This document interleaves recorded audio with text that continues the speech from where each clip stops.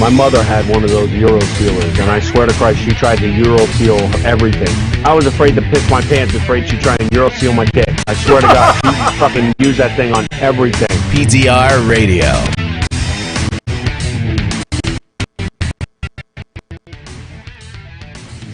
And welcome everybody to another edition of PTR Radio here on the fabulous interweb. We're back. We're a week late, but we're back. So, thank you everybody for dealing with our slight delay. If you didn't want to deal with our delay, you were going to end up with me coughing through the entire show, and trust me, nobody wanted that. So, I feeling much better now. That's good. You know, so good. Only took a trip to the doctor's office, which is more of a deal than it used to be. You know, I've now gone to the doctor's office twice during COVID, and it's been different each time. I'll tell you this time that I went, a little bit scared for our education system, and let me explain why. So I walk in. Now, my symptoms are, I know I've got a sinus cold, okay, because I've gotten sinus colds every year for the last 10 years. So I know what the symptoms are. And Mike has a phone call, and they want to know if you're happy with your long-distance carrier. No. Do we want to take this on speaker? We can try. You're going to be the only one able to talk to him. AT&T, Mike speaking. Hi, my name is Paul. I'm calling from U.S. Home Solar. How are you doing? You're on the air with PTR Radio. Free consultation about our solar program. You want a single residential home? That's enough of that. It's a computer anyway. Yeah, I know. I would like to tell them, though, hey, yes, I would like solar. I live in a cave. I live in the Bat Cave. There's a guy, I think I emotionally scarred the one guy from the solar company that walks around our Home Depot, because to this day I'll make eye contact with that guy and he will not come near me. Like, even with the face covering on, he will not come near me, because the last time he tried to ask me, I told him, you guys were already out here and you told me I had to get all of my neighbors to cut down their trees in order to get sufficient panels. Well, I'd like to look at your address anyway. What the hell did I just tell you, man? Yeah. Get away from me. Okay, so before we get too far off field, because it would be a lot of fun to do. So I know my symptoms, right? So I have a cough, I have a runny nose, yep, and I have a sore throat. All right, so I already know I'm checking the boxes. You got the Rona on the list, right? When I walk in, I'm already primed for this guy who's going to ask me at the door, do you have any of these symptoms? And I go, yeah, I do have those symptoms. It's a sinus cold, though. Trust me. I ain't got no fever. I still got taste, because I love my ice cream and my pizza, and they're still tasting good. And he goes, okay, well, you're here for urgent care, right? I'm like, yep. And he goes, okay, it's to the right, which is, that was nice to tell me, because usually it's to the left, but they moved it. And he goes, here, you got to take this. And he hands me this green note card. And I go, okay. So, because the people in front of me didn't get a green note card. So I go, oh, I've been marked. And so I go up to the little check-in lady, and she goes, oh, you here for urgent care? Now, this is the urgent care desk. Either I'm here for urgent care or I'm lost. So I go, yes, I am. And she goes, well, what's the matter? And I said, well, I got a cough, I got a sore throat, I got a runny nose, and evidently I have the scarlet letter here. And she just looks at me, and she doesn't get it. God. And I'm like, come on. I didn't read the book in high school, but I at least watched the movie. I know what that is, and you should get the joke, lady. But this woman's about the same age as my daughter, so mid-20s, and she don't get it. And then she goes, you can throw that away. Okay. But that made me feel bad that she didn't get the joke, because it was a good joke. You can't pull too many scarlet letter jokes at the doctor's office. You started this whole thing saying that you had a fear for, or your confidence in youth. Basically, you were afraid about because of youth. Now, I mean, before this whole lockdown, Rona, homeschooling, newfangled math stuff, I still wept for our future. Oh, yeah. Now it's gotten exponentially worse. It is bad. It is bad. I think we've learned that teachers are more important than we thought they were, and so a lot of parents turned out not qualified to be teachers. So a lot of parents are now finding out they aren't qualified to be parents. Yeah, that's true as well. And they're coming into that harsh realization that yes, mommy should have swallowed. Sorry, that was crude. Yeah. I mean, that's not good, Mike. That's not good. I'm sorry, I'm drinking. Yeah. Oh, but it's just, it's tough. It's tough. Oh, okay. So yeah, this was what I was actually expecting from Mama Blair. Yeah, I'm calling to tell you about these pharmaceutical benefits that your insurance plan offers you. Let me stop you right there. I get the. Do you know about our mental health components? Yes, I do, actually. As a matter of fact, I do. Let me take another drink while we discuss it. She's like, well, do you know about our wellness plan? I know enough of it. But I can't get you to, lower my alcohol bill to just a copay.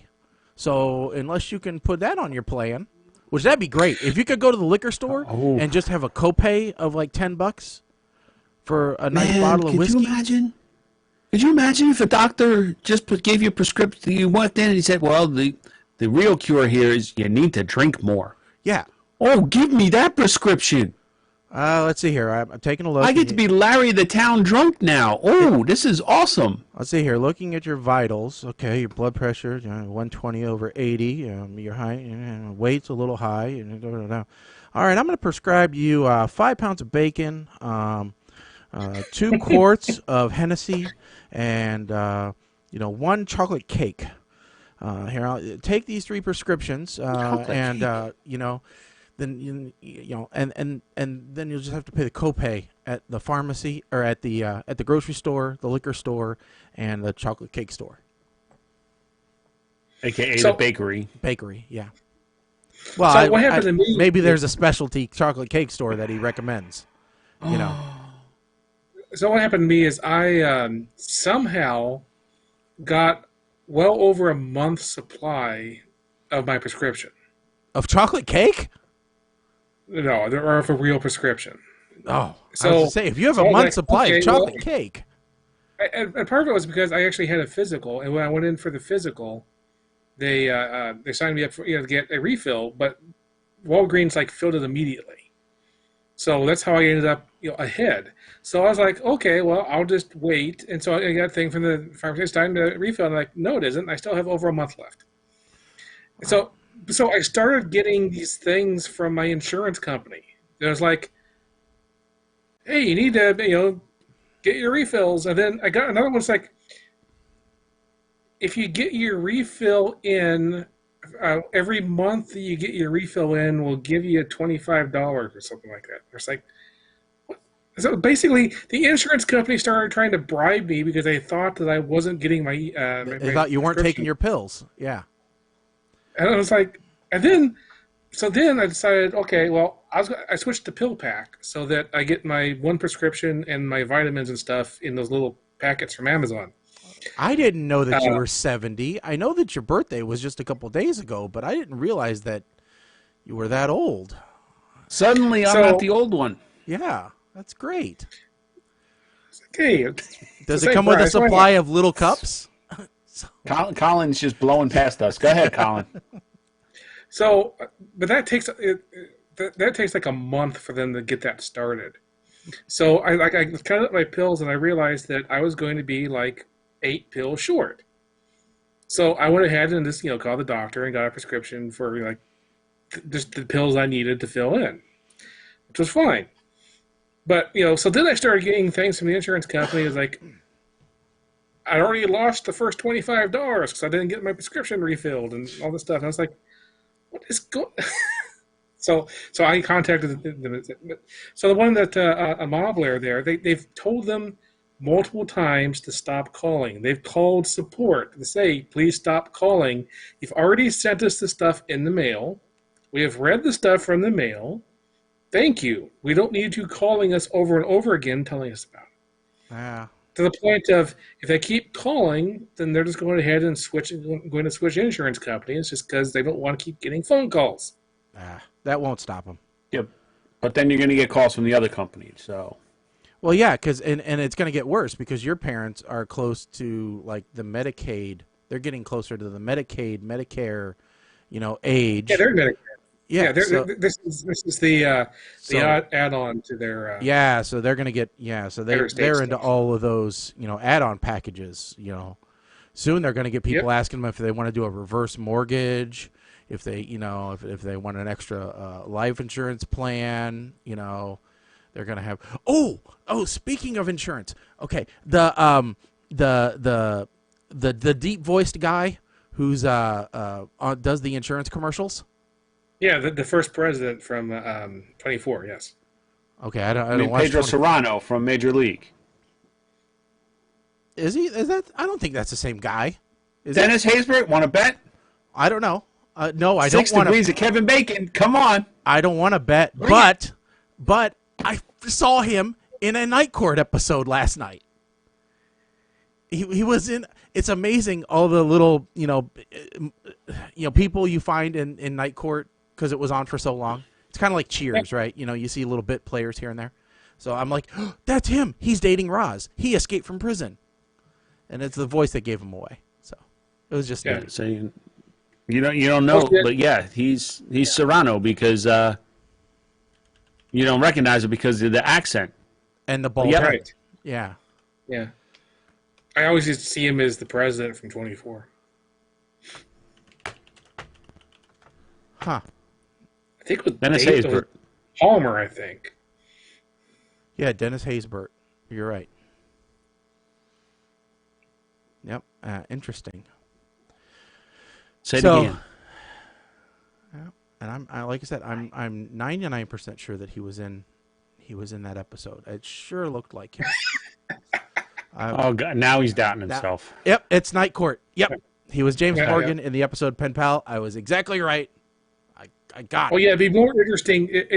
Honestly, Shaggy, it'd be more interesting to find people who were not in Night Court, who but were I just around back. since I'm watching them now in order, it's just great to watch. Like I got to see Brett Spiner's first appearance. And all these other people, and Michael J. Fox. Those are great appearances. So I don't know. It's just fun, and it makes me wonder what happened to some people. All right, so we have a ton of news that we have on our white sheet because it's so 3 weeks worth. So do we want to handle? First off, okay, go ahead. let me just say real quick and remind everyone, because it may have already happened. A lot of those time killer games that you may be playing online, like Elf Bowling, Monopoly, a lot of them are going bye-bye and may never return because Flash is no longer supported, and not the Cylon, the browser plugin. Yeah, Adobe has said that they're no longer supporting Flash after December of 2020, which we all knew that it was going to happen. They've been dropping support for it in browsers for years, but there have been all these weird games. Which actually, when did Shockwave? Because aren't most of the games written in Shockwave, which is a little bit different than Flash, or no? It's all part of the same thing, and they were converted several years ago. Okay. So, it's getting harder and harder to do anything with Flash. In fact, if I have to do something with Flash, I have to drop down to old IE in order to do it. as it is today, because like Firefox and Chrome don't even let you do it anymore. Yep. Nope. Neither does the new Chromium Edge. But yeah, Mike, you're right. Like all these games that people had downloaded, like the Elf Bowling, the Elf Darts. I remember that one, or Dart Chicken, or whatever it was. I don't remember. Where you were shooting chickens in a slingshot against an outhouse. There was a bunch of them. Now, I actually have some Flash games on my desktop that I think will be okay because they run in their window. So I should continue to work. But the browser-based games, yeah. And even I sent a message to my cable company because I have a VoIP line through them. And when you go to their website and log into your account to check the voicemail or listen to your voicemail, it's a Flash plugin. So as of December 1st, I cannot log in I have to dial in order to clear my voicemails. I can't log in to clear my voicemails. I can clear them, but I can't listen to them, which is completely stupid. And they have not gotten back to me. So... Okay, so here's some news. So Blue Maxima's Flashpoint website, which is bluemaxima.org/flashpoint, yearns to preserve 70,000 games to be playable on 20 different platforms that are traditional Flash games. Mm-hmm. Okay. So things like Dino Run and Commando and Bush Shootout, Flight and all Home Run Derby, Winnie the Pooh's Home Run Derby, that is, other ones like that. So they're basically building almost like a Flash emulator and converting the games to be able to be played still. So, and by the way, you mentioned Elf Bowling, and that destroyed 2 hours of my afternoon because I had forgotten about that one completely. Oh yeah, there were quite a few games because there was Elf Bowling 1 and 2. Yes. Evidently, there was an Elf Bowling set. It went up to Elf Bowling 7. Really? I'm looking at it. Yeah. Interesting. Yeah, so at least that's what YouTube says. There was an Elf Bowling 7, The Last Insult. Huh. That would be interesting. But yeah, so that's what it looks like. Is that there may be some room for that to still live on. All right. So what topic did you want to? Oh, I was just gonna. I was kind of. I don't know. I don't. I know we hate to do political stuff. We do. Mm-hmm. We go on. Really do. But I did want to point out some of the stupidity happening around the world. Like today, for example, there was there was a note about the Georgia Secretary of State. Okay, now Georgia recently, recertified their ballots, right? So for the second time in a row, they declared Biden the winner. Now because of that, they have quite a few people that are pissed that the second count didn't flip the results. Well, so much so that about 12 armed and very upset men showed up at the Secretary of State's house and were brandishing their weapons, yelling insults and death threats to the Secretary of State and her children as they were trying to decorate the house for Christmas. All right, so I don't even know how to respond to that because there's no good way to respond to it.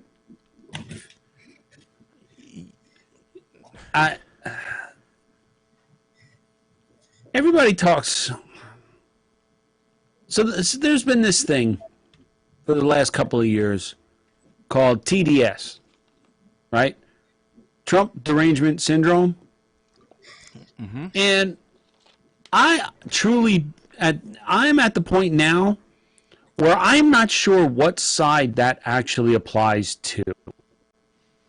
To the people who are to find something wrong with Trump, or to the people who Trump can do wrong. Like, and I can't be the only one that feels this way, because at first it was one way, but now I'm feeling like it's flipping the other way, and I'm not sure. Yeah. I need a ruling on this one. Well, for sure. It can go.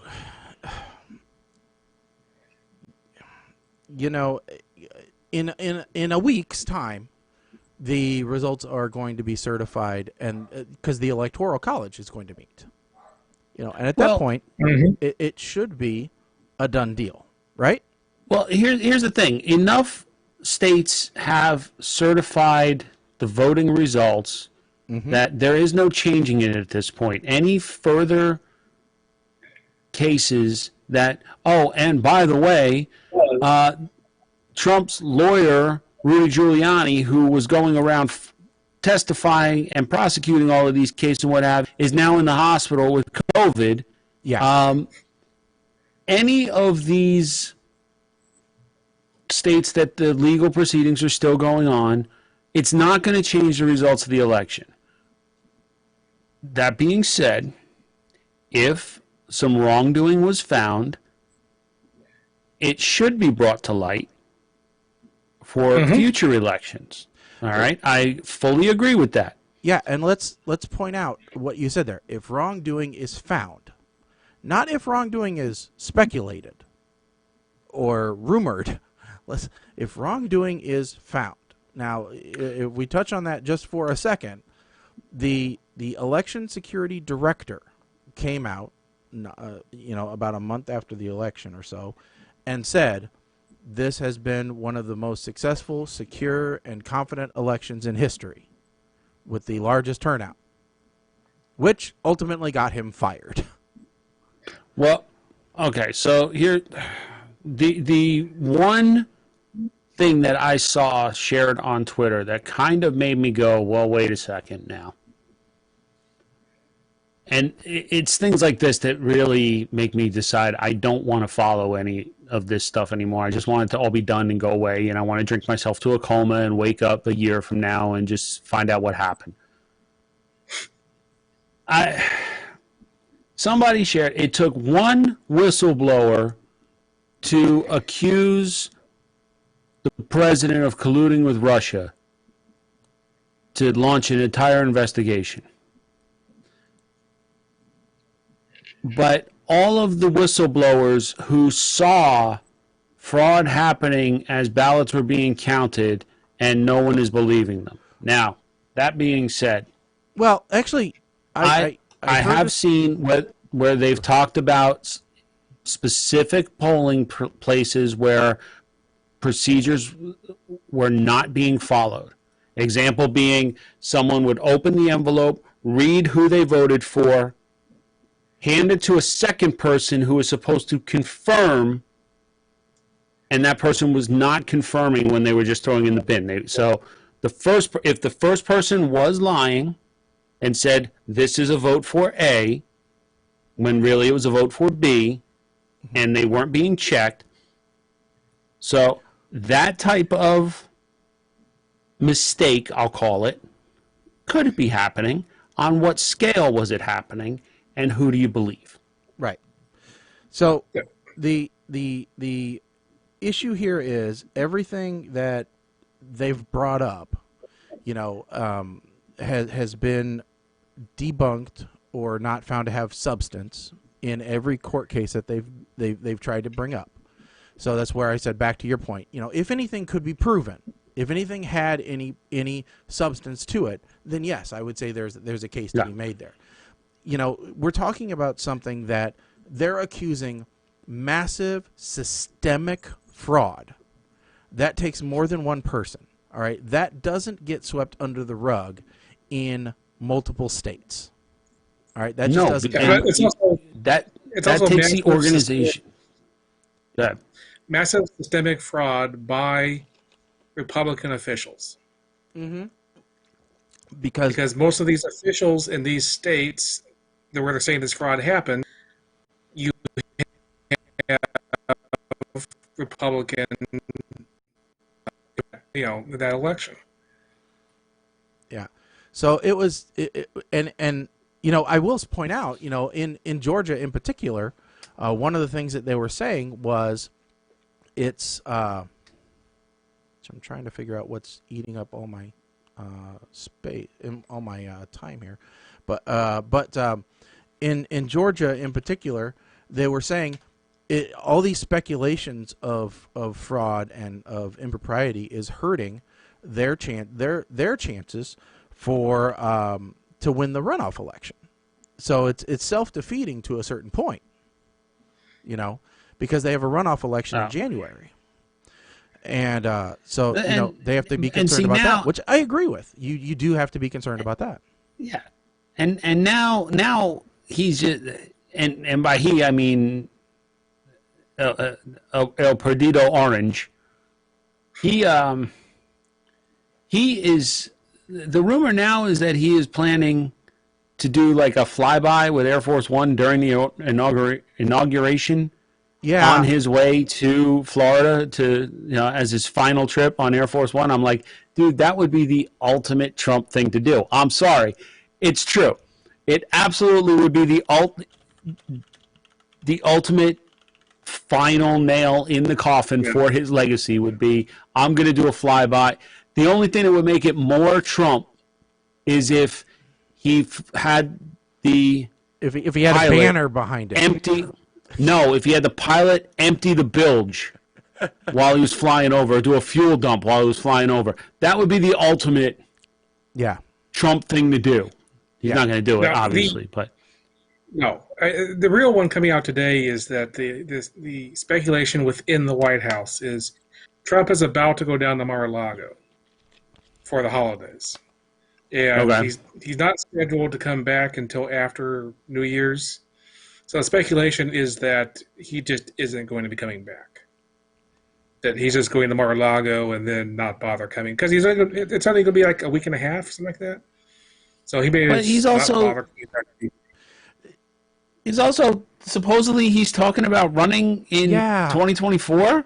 Yeah, and that's the sucky part. We're gonna do this shit again? Yeah, we're going to Come on. 4 years of politicking? No. No, listen, he ain't going to do this again because we all know that Dwayne "The Rock" Johnson is running in 2024. You think he's going to run as a Republican? He's going to run as an independent. Okay.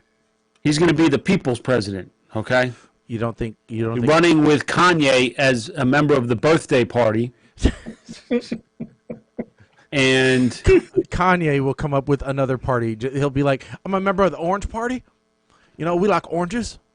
I'm an apples and bananas party. I can't. All right. And I just, but look, I can't. I loved back in the day when we had granted, we had to deal with political stuff for 1 year. People having a 1 year long advertising blitz. I can't do 4 years worth of advertising for a political thing.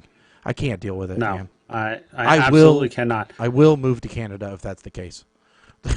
I can't deal with it. You guys will have to. I'll have to bring you in internationally. Yeah. Listen, shit happens, bro. So go ahead, Colin. You pick the next topic, please, because I don't think he's going to run again. I think he's going to pardon his entire family and himself. I think he will try to figure out some way to continue having big Trump rallies because that is the part he actually does like. Oh, he loves people paying attention to him. He should have a podcast. He should absolutely have a podcast. Hey, listen, we got a fourth corner down here. Yeah, he could. We'll take his numbers. The T could we could change the T somehow. We'll figure out Trump. All right, the T could be Trump. Powerful Trump I'm not radio. saying. I know. That's what I it could know. be. Colin's entire family. They're just sitting there looking like they're looking. Colin can feel the heat on his door. They're all just staring at him like, if you get Trump on your show, we will disown you. We will oh my God, no. I'll Colin. tell you what, Mike. It'll be no different than if we were to have Gary Busey on. We would treat him no differently. Well, the difference is we can mute the mic, right? If we had to, we can mute his channel very easily, right? Gary. My whole thing would think they would be look, the same. I think the content would be exactly the same for Gary Busey or Trump. So if we had Gary Busey on, did Trump have a motorcycle accident?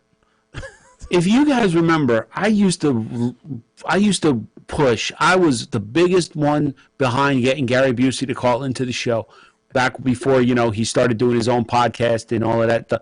And then he said nope. We did. Yeah. And then all of a sudden the producer just, he ghosted us and whatever. Yeah. But then when we saw episodes of his YouTube series, it was then that I realized I don't want Gary Busey on this show. What the turning point for me was when he was talking and he had a tuna fish sandwich and he takes a bite of the tuna fish sandwich in the middle of talking and then he realizes he has to finish his sentence. So he spits it out in his hand, puts it on the table, finishes his sentence, then picks it back up and starts eating it again. Yeah. At that point, I said, this man is the broken eggs that get returned to vendor at this point, okay? We can't have him on the show. Yeah. No. I would just as soon, I remember I said I would love to have Gary Busey, Dog the Bounty Hunter, and I forget who my third choice was, but I would just sit back and just watch them rant. Now, I think the third choice would have to be Trump. I'd have to have the three of them just to see. Oh God, maybe the Micro Machines guy. So I get somebody I can understand. No, I think me and my entire family actually would totally agree. If we could get Trump on PTR Radio, put him in that fourth box, and then make sure that he has to stay in there and listen to us for 2 hours, everybody would be very much on board. He'd want to go full screen all the time. That's what he would want. All right. If I could ask him to get him to actually answer them, that would be. Oh God, no! All right, I'm afraid to look at the messages now. There's no messages. No, that's your job. Nope, we got one. Oh, that's new. Because it has no effect on me. Yep. Yeah, exactly. Like I watched Predator 2 the other day for like 15 minutes until I realized even Gary Busey can't make this piece of crap any better. Let's move on. Speaking of movies, we have lists and we have news. Yes. The news is the movie industry, as you know it, has ceased to exist. Yeah, it doesn't really. No, it. Did you see the latest one that AMC? I think it was AMC is in talks with all the major movie companies, and they said that it's critical that they have discussions immediately for the future of the movie chain. Yes. Yeah. Because AMC came out and all right, full disclosure, I am not going to speak specific to the move as it relates to the company. I work for the parent company of Warner Media and HBO Max. Therefore, I will not be commenting on the business strategy, but Warner Brothers and Warner Media announced that the whole 2021 slate of movie releases starting in December with Wonder Woman 1984, and this includes such titles as the Matrix 4 is going to be released, but same day in theaters and streaming on HBO Max. Yeah, and Disney says that they might send the next 3 major films direct to streaming, according to the Motley Fool. Yes, and the other thing that also came out, I think, yesterday was HBO Max is ending the availability of free trials to coincide with these releases to make sure people don't sign up just to see, and binge the movies on a free trial. And Disney did something similar. But this is big. Yeah. Right? When you talk about like Peacock, NBC Universal, where the streaming service is they have a vested interest. They have a reason to want to drive subscribers to their streaming platforms. But, like we said, is this going to turn into a situation where these streaming companies, and again, this is my personal speculation, is this going to turn into a situation where these streaming companies actually buy some of these theaters? So you could go in and almost, it's like a rotating on demand, but on a big screen type thing? Like, will some of the AMCs actually become like HBO Max, HBO theaters? There was some speculation earlier this year that Amazon might want to buy AMC. They might turn them into distribution centers. Amazon should just turn them into distribution. Instead of returning stuff to Kohl's, you could return it to the AMC theaters. That would why not? And watch a movie while you're at it. I mean, that makes more sense, I think, than like a Disney or Universal or any of the others buying AMC. That feels a little. I don't know. That would feel a little weird. In fact, up until a couple of years ago, that would have been against the law. That's only a very relatively recent law change. Wouldn't even allow that. Well, yeah, and I mean, I just, because we don't watch that much TV, but I just found out that Discovery is launching their own streaming platform called Discovery Plus. So your Discovery. How did you not know this? Because Mike Rowe did a whole big thing about this. I guess I didn't see it.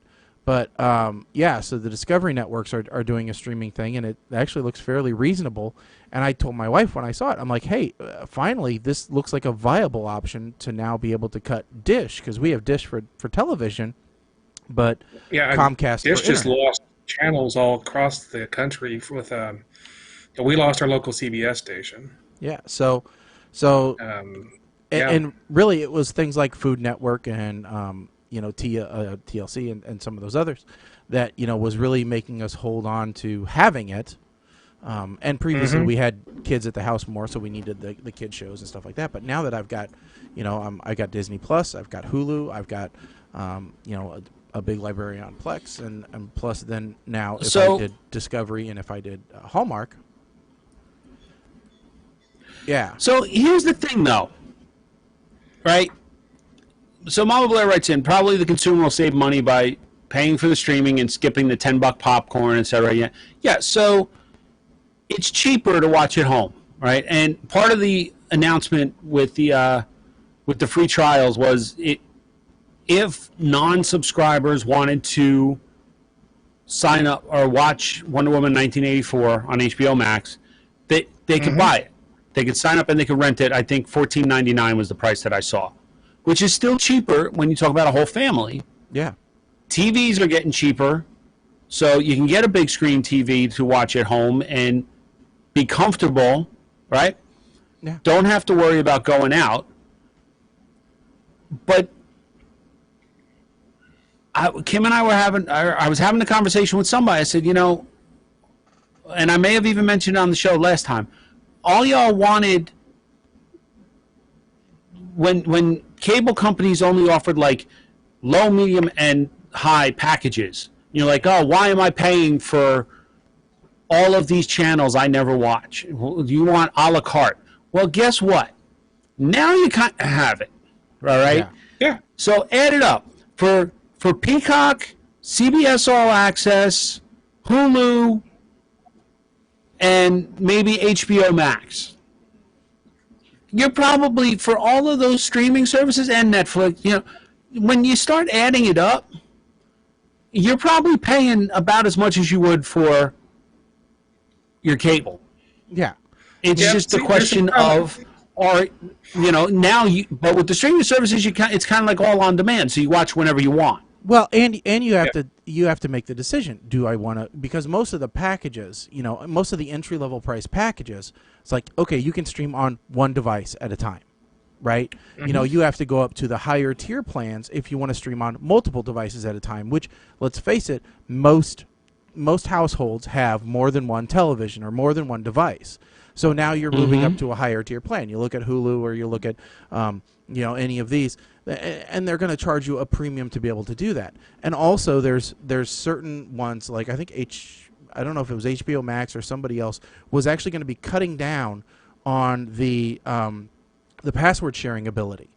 So, right now it's like, oh, I've got HBO Max, I'll loan it out to this person and that person, and then, we're all basically using one account. Well, they're going to start cutting back on that, the ability to do that, and really start enforcing limits so that they can increase their revenue streams as well. I mean, that's just, they're not going to do anything different that they didn't tell you they're going to do when you signed up. You'll actually notice it now. So that's something that you can definitely see coming down the road. But what is happening now is we are getting some more bundling of the different services. Yeah, definitely. You can look at that with Disney Plus, right? So then you can do a bundle that includes ESPN and some other ones. But there was another bundle. Disney Plus originally was coming, like they had the bundle with Disney Plus, Hulu, and like ESPN Now, I think it's called, right? Yeah. But I read an article that Disney Plus and Hulu may be coming together into one service. Like they may not. Those two are always going to be separate. Okay. The reason is that Hulu is basically where they're putting everything that is PG-13 and up. Okay. So for example, Deadpool would never be on Disney Plus. So Deadpool would be on Hulu. So that's pretty much how they have those two segregated. But another example is that there's a deal now on through Apple that if you buy CBS All Access through Apple, they include Showtime. Yeah, I've actually got the best deals right here. So the best streaming deals that are currently out: Apple TV Plus, CBS All Access, and Showtime for one bundled price, which is $10 a month. Which ends up being about half the price of if you were to buy those individually. You can also bundle Amazon Prime Video, Cinemax, and HBO Max, which that bundle together costs you $22 a month. Otherwise, I just lost your sound. Hello? What? You should be able to hear me. Can you hear him? I can't hear him. Yeah, I can hear him. Okay. I bet you I know what happened. Hold on. I bet his headphones cut out. So anyway, but yeah, so Amazon Prime, Cinemax, and HBO Max, like I said, $22 per month bundle. If you were to get those separately, it's 13 plus 12, 25, $35. So you're saving about $12. It's my shirt. Disney Plus, ESPN, and Hulu are bundled together. That bundle price is $13. Otherwise, you're saving about $6. Hulu and HBO Max bundled together. Plugging them in. That saves you about $5 over them separately. Stupid things. Hulu, Spotify Premium, and Showtime for students are bundled together if you're a student. That only costs you $5 a month, which saves you almost $20, which is pretty good if you're a student on a tight budget. So those deals are all good. And wait! If you're a student, you get free. So listen, if you wait until after the new year, you'll be able to go. Everybody can be a student for free. Yeah. So then you can get Hulu, Spotify Premium. Sorry, I couldn't resist that. So yeah, could not resist it. Now, there was something else. There was. Crap! And of course, the headphone fiasco. There's also the bundle Mike will not talk about, which is that HBO Max is bundled in with certain AT&T services. Yeah, you can definitely get those. Correct. Those are out there. And then, also there's Whoa. non-normalized services. So like if you're friends with certain people, you can get Plex for free. So, but you got to be good friends with people. Yeah, so this is the thing that I was going to get to. All of these streaming services, and you have all of these devices, plus all of these, Internet of Things in your house. Everything's internet connected now. Mm-hmm. And in the middle of all this, Comcast comes out and says, well, listen, we kind of been letting it slide, but we're going to start enforcing that 1 terabyte cap on home internet.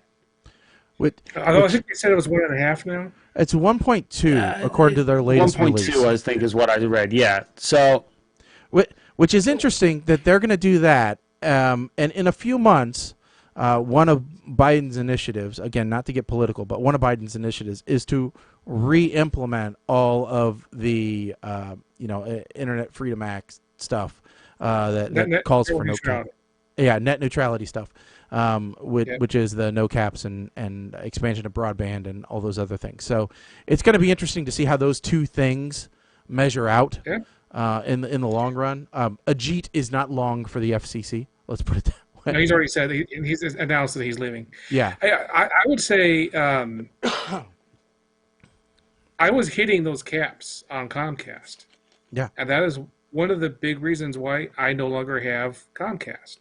Well, I was hitting those caps on Comcast, and I will tell you that, Comcast actually said, well, we have an uncapped plan if you want it for people, and what's interesting is I used to pay $50 extra for the uncapped plan per month, and under my latest agreement, I only ended up paying $25 extra for the uncapped plan, and I actually got a bump in speed.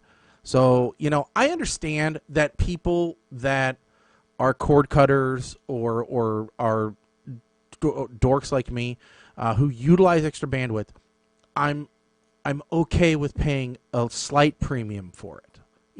As long as I get an accompanying speed boost, I know I'm using more resources than other people. I realize that, and I know there's a lot of nerds and geeks out there that are saying, well, but it's the internet you're paying for. It doesn't matter.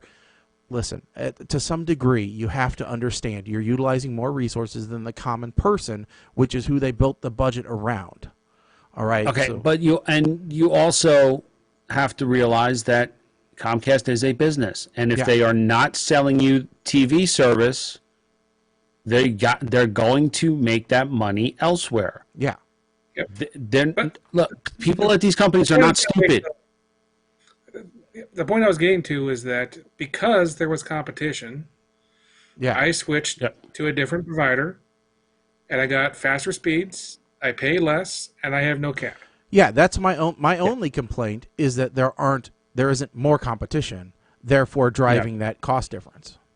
That's my only complaint. And everybody, myself included, in areas where there is no competition, hoped that 5G internet would become prolific enough to offer competition in these areas where there is only one high-speed provider. Because look, DSL, it's there. It can't compete. No, but it's there. Have you watched any videos on Starlink? Elon Musk. Oh, what is that, Elon Musk? I have not. It's interesting. I don't know. Have you watched any of them, Colin? Oh, definitely. I understand that. Yeah, I all the launches. So this is a bit of a geek thing again, but we talk about internet, especially in rural areas, right, where we don't have any copper installation or we don't have anything out there, and so they're either waiting for 5G to get there, or they're living with 4G spotty, or maybe they're dealing with high altitude satellite right now. Yeah, HughesNet or whatever in the heck they're called today, and so you got Elon Musk and his initiative, and I guess there's around 8,000 current beta testers for Starlink, and some people have been working with it, and there's some testimonials out there on YouTube, which is interesting. Here's my problem: for Starlink to really become a full-fledged competitor, the number of satellites he has to put up there, I just imagine that. This is the plot for Highlander 2, okay? Elon Musk is building the shield. And the So satellites are going to provide internet, but they're going to block out the damn sun. So there is an interesting thing about that. I was watching some stuff. So yeah, it's going to take anywhere between 4,400 and 12,000 to complete the three major proposed phases of Starlink. And actually, there's a plan, I want to say, for 80,000 total, but that seems ridiculous. But yeah, because they're low, what they call low Earth orbit, they're much closer. But because of that, they're also, moving much faster, and so they're not in geosync orbit. So you have to have many, many more of them. But that also drives down your latency, increases your speed, makes things better for the connection itself. But there's some questions about what that does to the rest of space traffic. Right, because space is huge. We can't forget that, but it creates a lot. Huge. And all these satellites are on a very low orbital shell. Okay, right. So because of that, the Starlink satellites themselves are less of a worry. You're not going to hit them. They're not high enough to affect anything else. Launching stuff through them, you're not going to actually hit something going through, okay? And more importantly, they're all so shallow that if any of them stop working, which when you're launching thousands of satellites, it is possible for one to not work. Yeah, they have had failures that they've purposefully ditched in the atmosphere. So even if you can't purposely ditch it because it's not responding, just because it's not boosting itself, it's going to come back in within a couple months. And that's the big thing we're worried about. We're worried about the Wall-E effect, not the Highlander effect. We're worried about having junk surrounding the planet and not coming back down. Yeah. So, and they're also creating there is a pollution effect of them for astronomy purposes. Yeah. So that is creating an issue. Yeah. Which, to some degree, has been overblown in some places and correct in others. Yeah.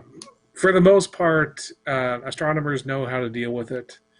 It's all computers running their telescopes. They just tell it, hey, here's all the satellites. Here's the times they're going to be coming across. Just ignore those frames, and you're good. But, some people just there are some places where it's an issue. And that's why they're working on making the satellites themselves darker to have less of an issue. Yeah. So, Starlink right now costs about $99 a month. And the speeds people are seeing go between 50 to 150 megabits per second. Yep. So, it sure does. I mean, yes, it doesn't compete with my fiber connection, but compared to, you're the middle of Montana, there's, nothing else. I mean, there is nothing else. Yeah. So, it's a wonderful thing for them. Yep. No, it's a viable option, and it offers competition where, it offers service where there might be none, but it also does offer competition in even the more suburban areas like where we live. It's just another competitor. Yeah. Yeah. If you're really stuck with only a single internet provider and they truly are, either they're terrible for who they are or they're terrible for what they provide, that there is something new. Yeah. The couple of reviews that I watched, people are actually using it for backup internet. So they have a traditional connection that they use as their primary, and then this is basically their off-grid backup internet in case something happens to the primary provider. Now, see, this I think would be ideal for Collins RV. Yeah. When we're looking at, except for right now in the current phase, they are geofencing the connectivity, but long term, yes, I think it would be a great idea for Colin. No, but see, when the publicity, it's going to be the Collins show. When he starts the cherubic caravan. the Collins show sponsored by Starlink. That's what it's going to be. Yeah. And he's going to be coast to coast Colin with his co-hosts Mike the 8-Man and Shaggy. Yeah. Sponsored by Starlink. I can see it now. Big Starlink logo on the RV when he's riding around. Yep. Oh, that'd be. And pull with his Cybertruck pulling the RV. Oh, yeah. Look at that. No, so that brings up an interesting Big question. fucking Disney ears painted on the front. Mm-hmm. Yeah. Brought to you in part by. So, like, will Teslas eventually have a built-in Starlink antenna? Probably. That's how they're going to do OTA updates. That would make So that would make sense, wouldn't it? Ah. Okay, but now that becomes the theory behind Amazon Sidewalk, where all these Tesla things suddenly become basically their own Starlink hub, so other Starlink providers can connect. Listen, I read this thing and I said, man, listen, Jack, how do I turn this off? Yeah, Luckily, the article I found said this Sidewalk is coming. And for those who don't know, if you have Amazon devices in your house, what Sidewalk is essentially you're giving Amazon permission for other Amazon devices that are not yours to connect to your internet via your Amazon devices and use a quote-unquote small percentage or a small piece of bandwidth to improve the network stability of all the devices. So one, this is like Skynet Junior happening here. Okay. Yeah. Two, there's privacy concerns out the wazoo about this. I don't care. I know they're listening. Mm-hmm. But I don't want other people's echoes and stuff connecting to mine to be able to listen. Mm-hmm. And the fact that it's opt out. It's also a violation of your agreement with your ISP. See that? Yeah. I didn't even know that. I didn't even think about that. Yeah, because because essentially, fundamentally, it's no different than sharing bandwidth with your neighbor, which you're not supposed to do. Yeah. Exactly.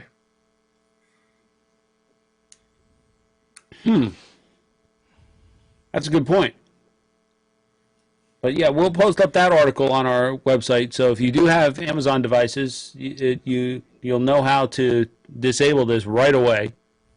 Opt out. Yep.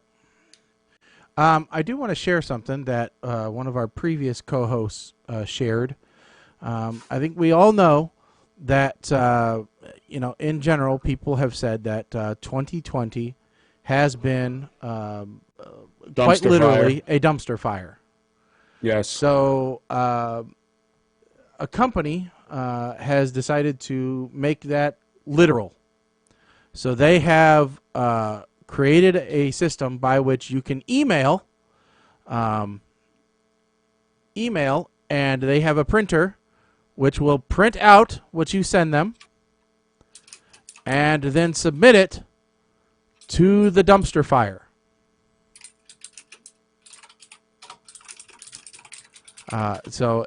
He thought this would be right up our alley. I'm not going to say whether he's right or wrong. This is kind of cool. I mean, it's a neat party trick if you have nothing else to do. But dumpsterfire at hey.com, HEY.com. Yep. Unfortunately, it is not live when we are, so we can't do something. We can't do something cool. But yeah, it does work. It takes a little while to print out your email, but it does. It prints your email. It shows you to it for a second, and so, yep, and then it dumps it into a dumpster fire. So, and they say that they offset the carbon by 3 times that is used in this. So if you're ecologically conscious, then that is taken care of for you. So, anyway, thought that people would like to know that, and That's just one of the things. It was a quick hit on our list.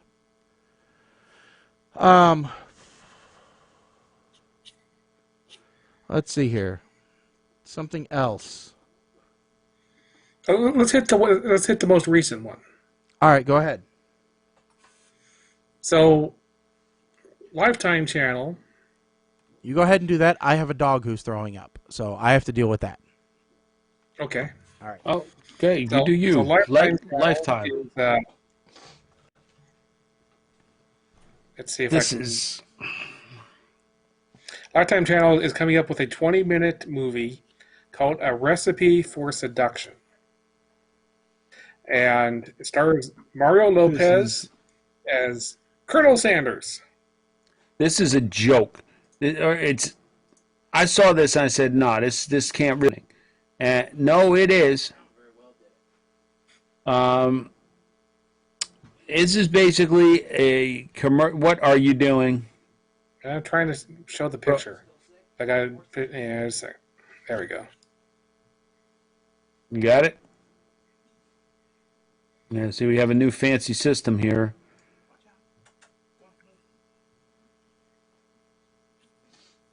There it is. Yep, there it is. Presented by Kentucky Fried Chicken. So this is they call it a mini movie, but I think what they're really saying is this is a infomercial with a arguably the youngest Colonel Sanders ever. And he's going to get spicy. And it's a version of 17 ways or so with this young woman here. I don't know who she is. This is the dumbest thing I have seen yet. And for Lifetime to do this in the middle of the holiday season. Now, I guess that makes it smart because all these women is going to be watching Mario Lopez and his child-sized shirt there saying, "Oh, honey, I want some chicken." I'm actually surprised that they say it's presented by Kentucky Fried Chicken and not KFC. Because didn't they spend billions trying to get fried out of the public eye or public association with their brand? Yeah, they did. They changed their mind when they realized that baked chicken was not selling, and so they've decided to just double back down on Kentucky Fried Chicken. I think it was about the same time where they started with all the new kernels. I was going to say double down, as in the double. Wasn't double down their sandwich that was 2 fried chicken breasts instead of a bun? Yeah. Alrighty. Everything all right? Yep. Okay. She's just not having a good day.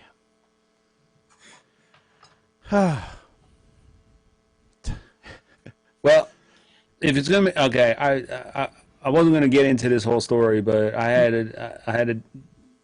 we had a moment in the house yesterday. So Kim's been very busy down here in the basement. I saw that she's talking about bringing on more help next year. Yeah, she's talking about bringing on part-time help next year to help with packing and all. But she's down here and she brings Willie, our 16-year-old Yorkie, down here. And she asked me to bring him up yesterday afternoon to feed him. I bring him up, and Willie's got his canine dementia happening.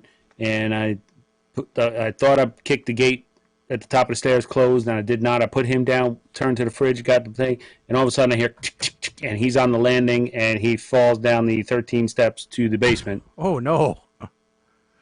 Which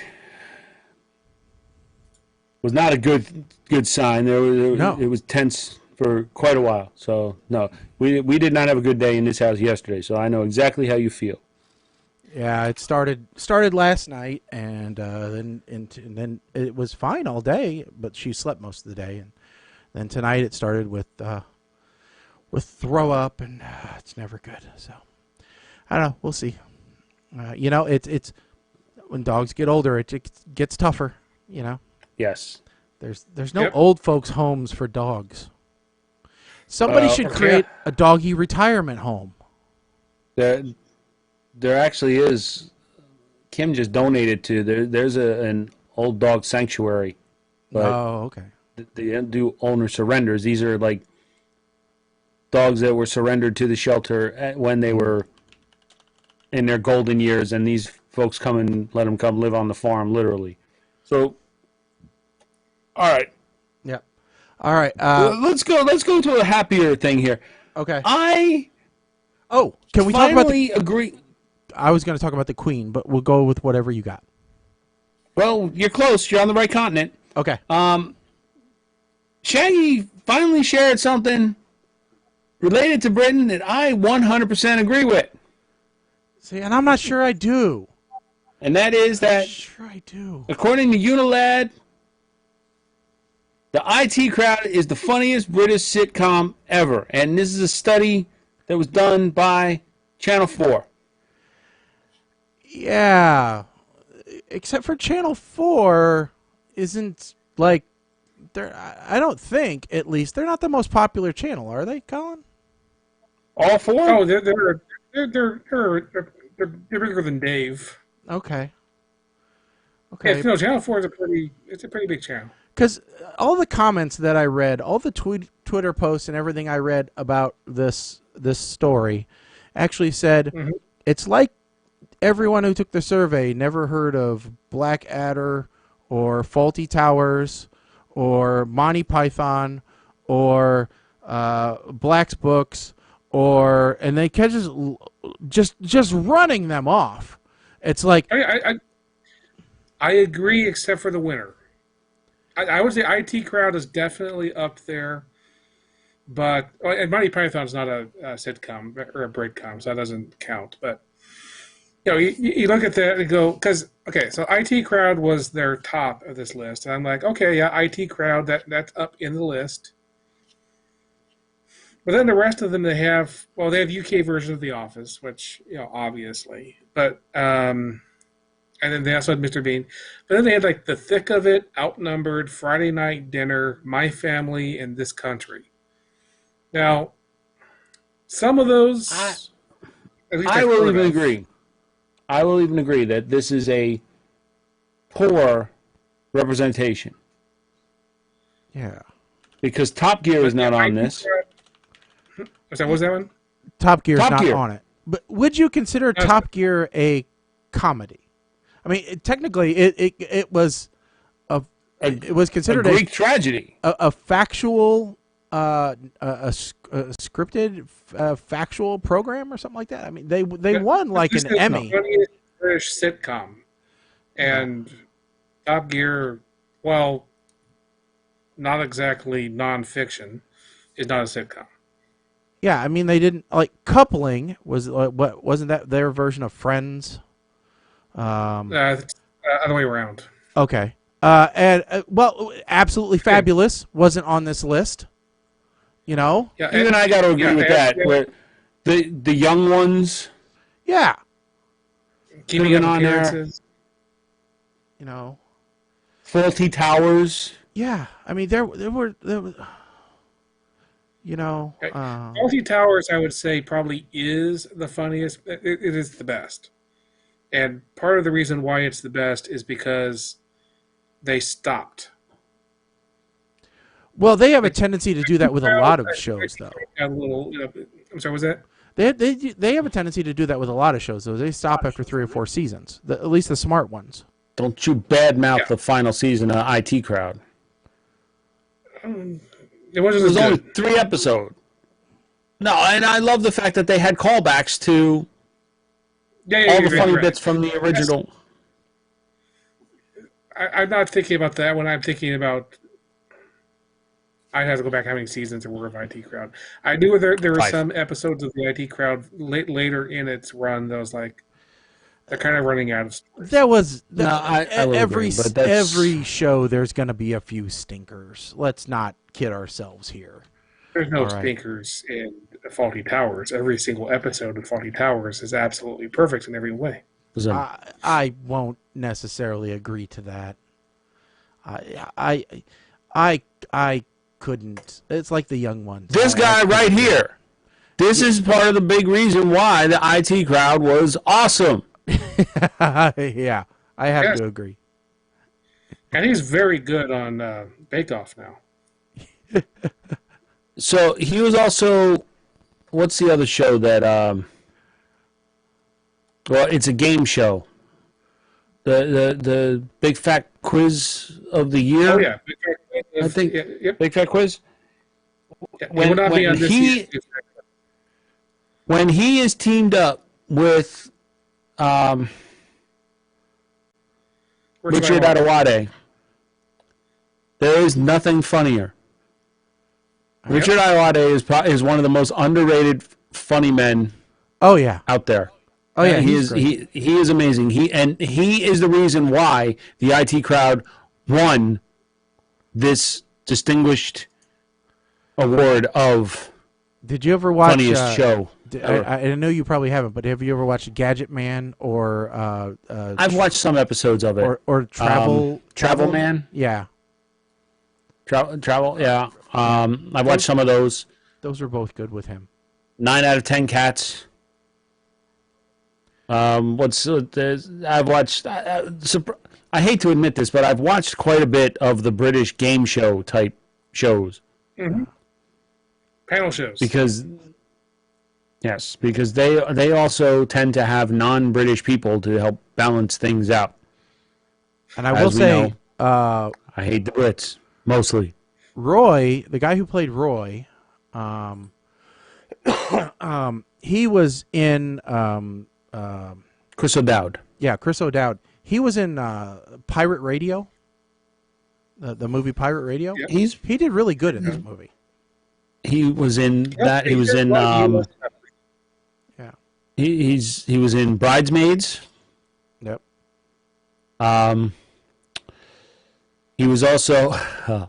There's a clip on Facebook I will have to find where he was on The Last Leg, which is another one of those panel shows, like kind of a talk show, and he was drunk, literally, like not even faking, like slurring his words, and I don't think I've laughed so hard in my entire life. Funny, and the public in general let him know, like, dude. Anyway, it's Christmas time-ish. It is. You all can start playing your Christmas music and start showing your Christmas movies. In fact, we're reviewing Christmas movies, and you can put up your Christmas decorations and have your candy canes and all your Dolly Partons and all of this stuff, and I'm not going to give you crap over it anymore, okay? It's late enough. Finally, we're past Thanksgiving. Now you can start doing all of this. You can put your Christmas albums out. Radio stations can start playing your Christmas music.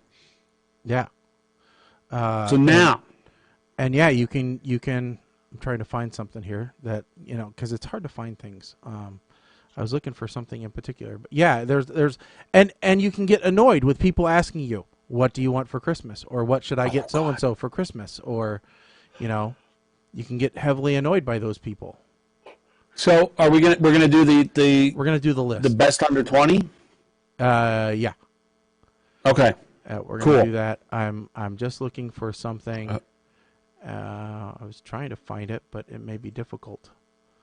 What? I'm looking for someone who was highly annoyed at something, and it's just hard to find because there's too much. The person who posted it just posts a lot. They really post a lot of things.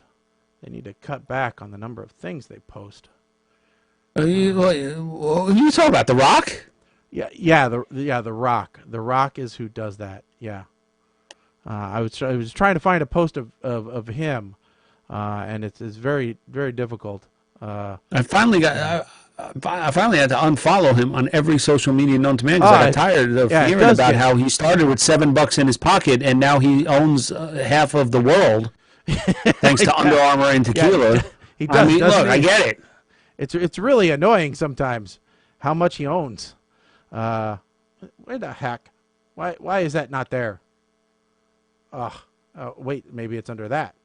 Yeah, it's under that. Okay, good. I got it now. I found it. Thank goodness. Okay, so now I can share this with the world instead. So let me maybe. Okay, so hold on. I got to do a little bit of quick arts and crafts here because otherwise bad things could happen. So here we go. There we go. We're gonna do that. All right. I'm gonna regret this in a minute, aren't I? You might. I don't know. We'll find out. Go ahead. All right, so here not everybody is happy about Christmas. All right. Go ahead. Show anger. Show anger, man. Yeah, there we go. Go ahead. Mike, you're sweating. What are you doing up there? Putting up the goddamn Christmas lights.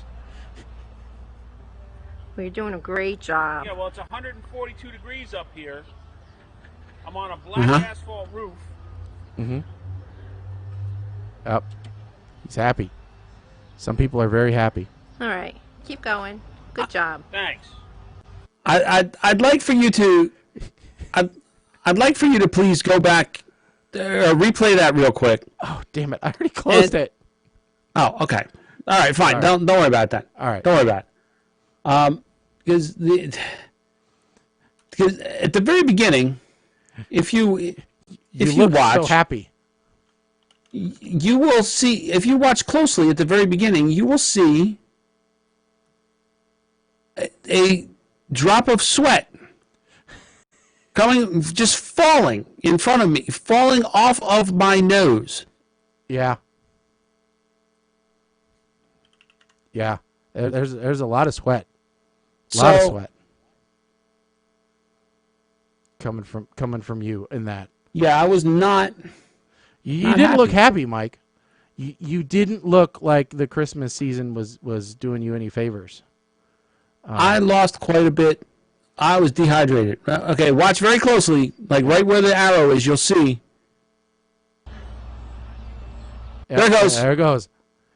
Yep. Yep, there it went. Yeah. Mike, you're sweating. I was listening. What are you doing? Yeah, you were not happy. You were definitely not happy. I absolutely was not happy. So I just I love that your wife was so matter of fact about it. You're doing a great job. She's looking up at me and she saw how I was sweating and she's like, "Oh, I got to get video of this." Yeah. I said, "Yeah, thank goodness. Go right otherwise, ahead. Go ahead. You post this up on Facebook. Go ahead." Otherwise, we wouldn't have had that. So, but no. To get back to what we were talking about, yeah, people always ask, "Well, what do you want?" And I get asked that all the time. And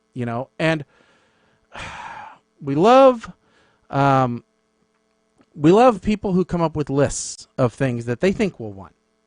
So, Red Book thought that they would come up with the best stocking stuffers for under $20. So we're going to go through this and see if you think there's anything on here at all that you would want if you were one of us. Because my bet is the answer is probably no. Because these things are stupid. And I can't think of anybody who would want these, as a gift. As a gift is the important thing, okay? All right. Number 1. Burt's Bees assorted gift set. So we're talking about lip balm. Okay, yes, you're sharing. Okay. Well, it's a stocking stuffer, right? That's the key thing here. So, I mean, you're not going to give this to someone randomly. If it's something if you have people who go nuts about this, because I'm willing to bet that at least one of those flavors, can I say, would that be the correct term, flavors? I think you could say flavors, yeah. Right. One of those flavors probably only comes in this mix this time of the year. So that would be, I don't know, coconut and pear, cucumber mint, vanilla bean, and regular. None of those scream holiday. All right, but for $10, I can get a lot of just regular old chapstick. Well, listen, if you're a snob and you don't, If I want beeswax is better than wax. all right, so maybe Mike wants it. Next one, reusable face mask, 3-pack. Absolutely not. If by now you don't have a mask or several at your disposal, what are you doing with your life? Or you're the person that says, I don't need a mask, I don't want a mask. Or you don't buy reusable masks from Amazon, okay? I know this is an Amazon list. You go to Brew and Sew Masks. Yeah. Yeah, where you can buy get masks there. Yeah. You can go They're there. more comfortable and they're more sustainable. They're made with love, which is there's an overabundance of at Brew and Sew. Next up, scented aromatherapy candles. No, this is a bad idea because this basically is telling people you give these to people. Well, no, that's what your house stinks. Yeah.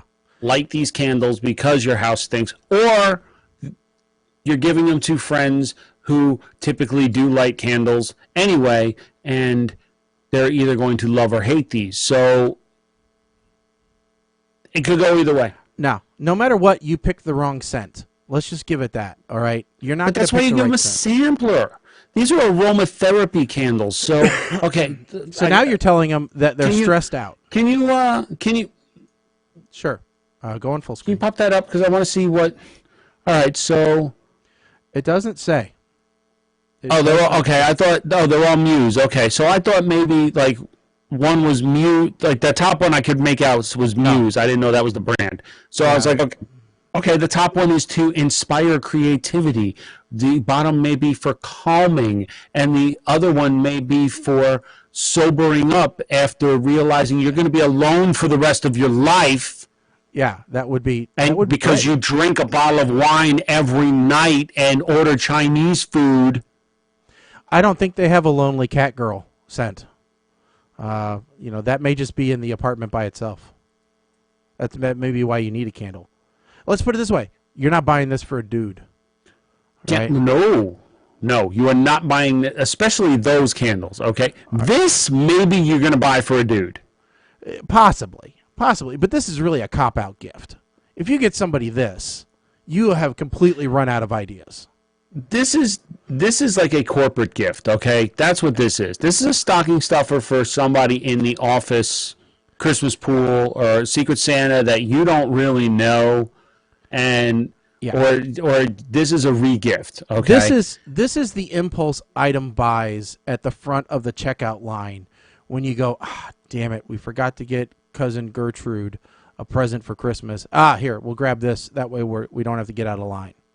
That's what this is. That being said, if I got this in the office pool, I would make it a point the following week. Like, let's say this was given at like the Christmas party on a Friday, because that's typically when the Christmas parties would be. Yeah. I would come in on Monday with a cutting board and a knife, and this would be my lunch. You'd have a charcuterie board? Yeah. I would make a coochie board on my desk at lunch. Yeah. And I would make it known that, yes, I enjoyed my gift. Yeah. Don't make me bust out the desktop hibachi made from a Coke can while I'm burning my TPS report to grill this summer sausage, because I'll do it. Yes, I agree. All right. Next up. Barbecue rubs. It's a selection of 5 different barbecue rubs. Again, this is one of those things where, okay, you got somebody who likes to barbecue in your family. You don't know what else to get them, and so you get them this. Because the fact is, these spices have been sitting in these jars for years. All right? They're not really good anymore. All right? Okay. So let's also explain.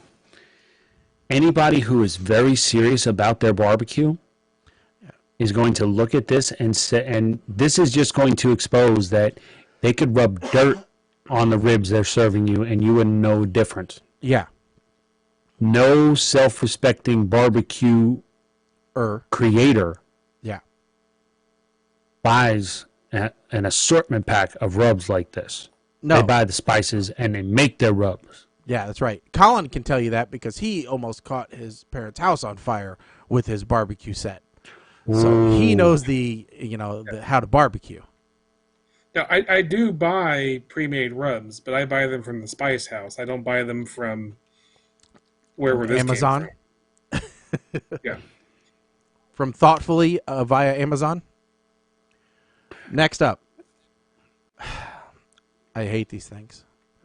This is the infusion water bottle.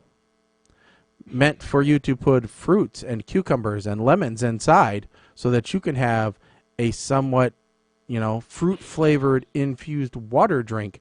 Oh, and it includes a bonus ebook with recipes for your infused water because you don't know how to put fruit in this. So this is a gift that you buy for somebody if they specifically asked for it. Yeah, I don't. And if they do specifically ask for this, there is only one of two outcomes.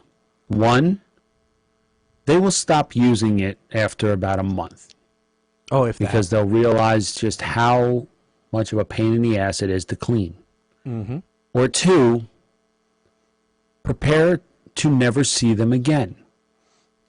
Because they are living that lifestyle that you don't want that kind of negativity in your life. Well, not only that, but eventually you'll get tired of them telling you, that you should go vegan and that you should visit their CrossFit gym and, that meat is murder. So you don't want to be around somebody like that. So I don't know why you'd ever give somebody this because this is just, you know what this is? This is marijuana. A goodbye gift. This is a marijuana. And pretty soon, they're going to go to cocaine, which is the vegan of the healthcare lifestyle. That's all right. Next up, Nourishing Shea and Coconut Body Oil gift set. No. Definitely, this is not a dude thing. No, this is not a dude thing, and this is just this. You give this to a woman on the wrong day, and you're going to hear forever how you thought she was ashy. Yeah. Let's move on. Yeah. Magnetic flexible. Go ahead. Shea butter is pretty good, but I'll take it in my big bottle of Old Spice, not Body Shop. No. Okay. This is possibly the first gift on this list that I would not be mad at. Yeah. Okay. So this is a magnetic flexible LED flashlight. Now, my only complaint about this is, okay, so it's a flexible head flashlight on looks like a little bit of a telescoping head. Now, you know that flex arm is not very strong. It's going to wear out, and soon you'll have floppy head, and nobody likes a floppy head. That looks like an antenna. Is that like an antenna on an old radio that has a bend at the end, or? No, it's like one of those like the metal cord, like a gooseneck type. Yeah, like a gooseneck knife attachment. It telescopes. Oh no, actually, okay. So it will extend, but the very end is like a gooseneck, so you can point it. Now these, I have something similar, and that I actually use that. It's a grill light, which comes in handy because I can just magnetically put it on the grill where I need it, and yeah. I will say, with 1,912 reviews and a 4.5-star rating, it doesn't look like it's a bad gift. But they almost have a description on that. They just forgot they, and then they had everybody covered. Yeah. So that looks like okay. This is a good buy. Okay. Ferrero Rocher balls. So if you want some salty chocolate balls. No, that's not the gift. That is not the gift. That is what is on the table when you go to the house to get the gift. Yeah. You don't give those to people as a present. You give them, hey, come on over, have a Rocher. Yeah. Next. And I don't need that anyway. Nope. Essential oils. Enough said. That's Vegan Gateway. Go on. grocery handle bag carrier. Nope. That Nope. is a sign that you are not a man. Move on. Mm-hmm. Next up, whiskey stones. Possibly. I've given this gift. I've given stainless steel ones. I don't like the stones myself, personally. I own the stones. The stones are in the freezer. They're still in their box. They've never been used. Oh. All right. Stainless steel tumbler with lid. Wine tumbler, double-walled, vacuum-insulated travel mug. So this is for the alcoholic in your life. Here's the problem. Yeah. This is only 12 ounces. Yeah.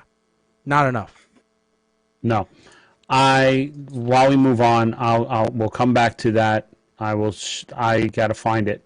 I'll show you what you get the wine. 48 bag tea sampler. That's not enough types. Well, and you get one of each. Who wants one of each tea? If you find a tea you like, that means you don't get it again.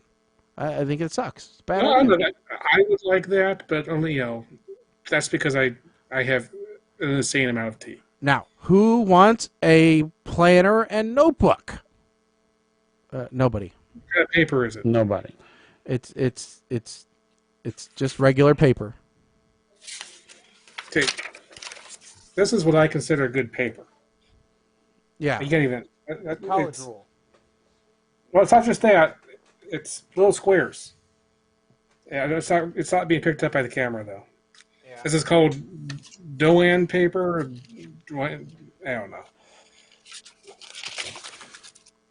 I buy it from the company directly. It's good stuff. Okay. Here. Next up. Instead of the little wine cup, this is what you get, people. Okay. Yes. This holds an entire bottle of wine and comes with a straw, and it is insulated. So if you have an alcoholic in your life, that is what you get them.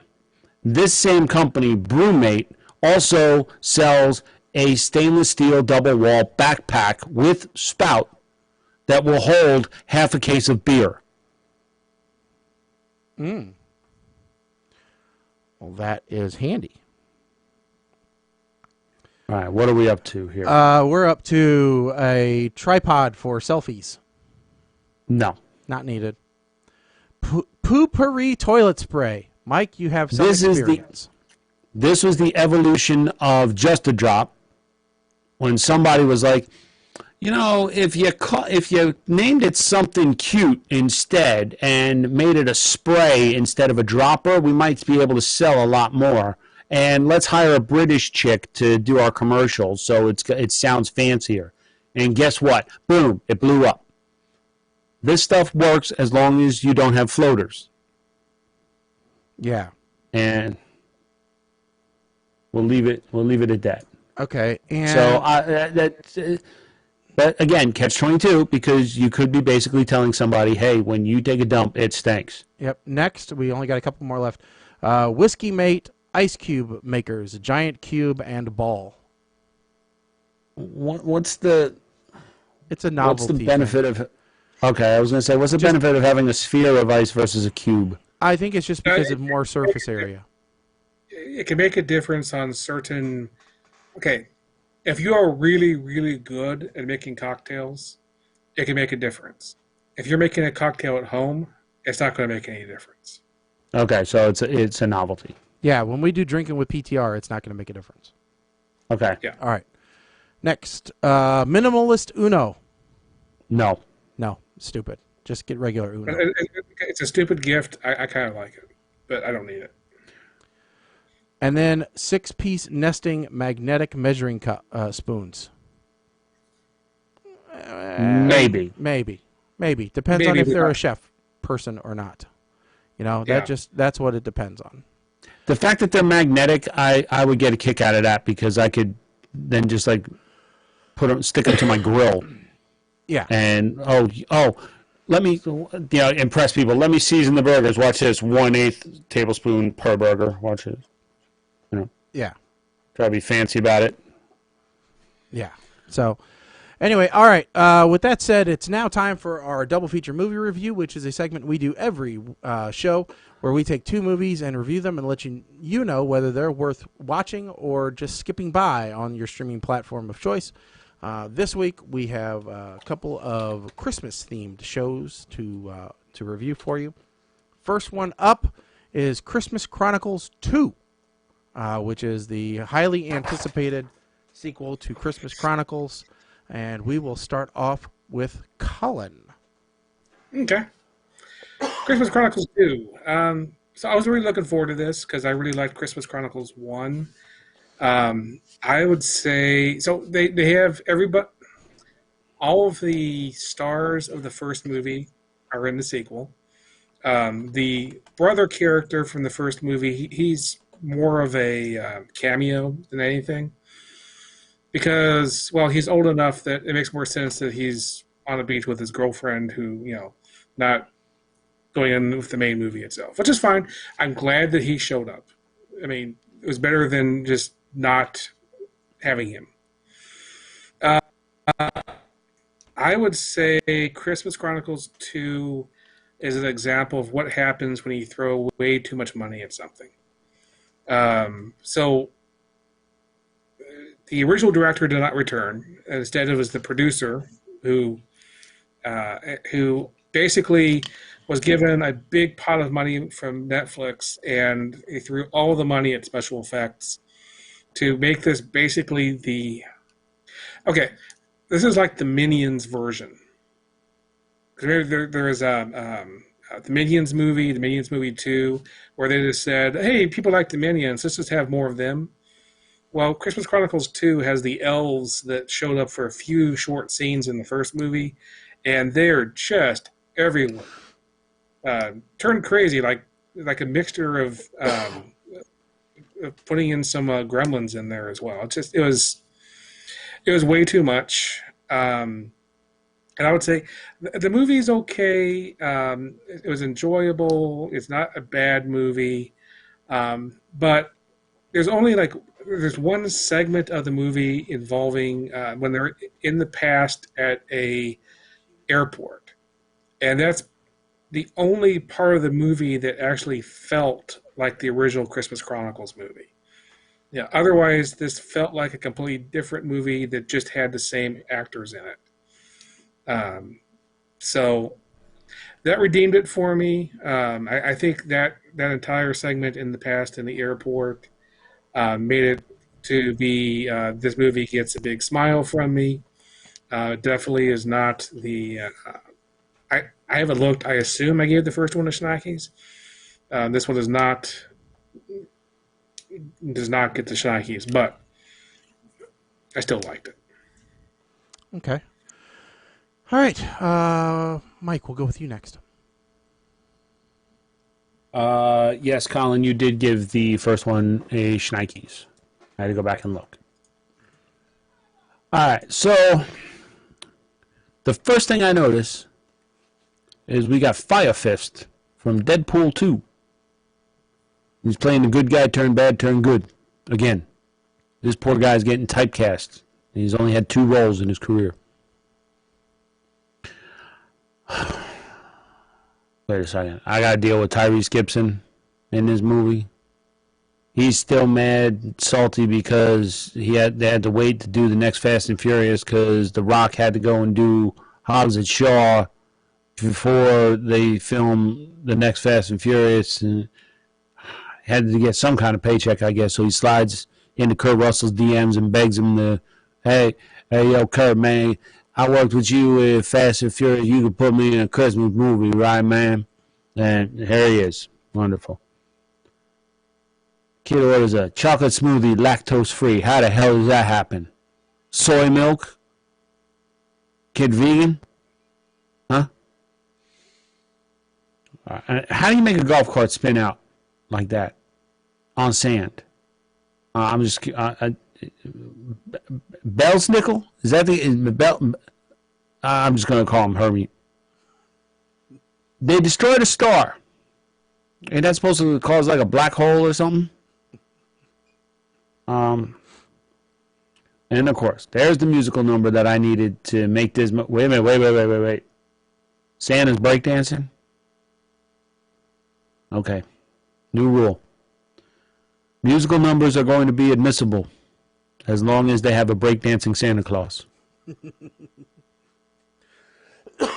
And of course, Santa pulls off the spend Christmas with Dad miracle because he's Santa, of course. Who'd have known that the ultimate weapon against elves is a Nerf crossbow? And even still, we run into the issue of he never had to reload the damn crossbow.